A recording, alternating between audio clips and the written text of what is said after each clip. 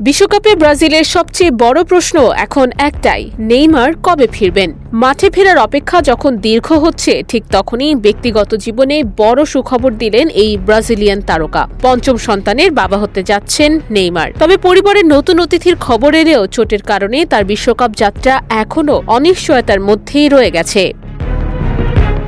ESPN-এর তথ্য অনুযায়ী জাতীয় দলের অনুশীলনে ফেরার কথা থাকলেও ডান পায়ের মাংসপেশির চোটের কারণে শেষ পর্যন্ত অনুশীলনে যোগ দিতে পারেননি নেইমার। নতুন করে পরীক্ষা করা হলেও তার ফলাফল এখনও প্রকাশ করেননি ব্রাজিলিয়ান ফুটবল কনফেডারেশন।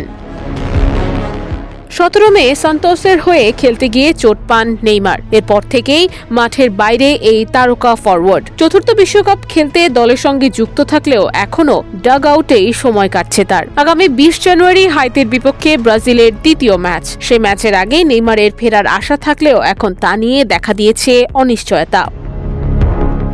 তবে আশার খবরও আছে। ব্রাজিলিয়ান গণমাধ্যম বলছে নকআউট পর্বের আগেই পুরোপুরি ফিট হয়ে ফিরতে পারেন নেইমার। মরক্কোর বিপক্ষে ম্যাচে মাঠে না নামলেও ডাগআউটে থেকেই আলোচনায় ছিলেন তিনি। ট্রাভিস স্কট ও টম ব্রাডির সঙ্গে দেখা করা থেকে শুরু করে সতীর্থদের কৌশলগত পরামর্শ, সবকিছুতেই ছিল তার সক্রিয় উপস্থিতি।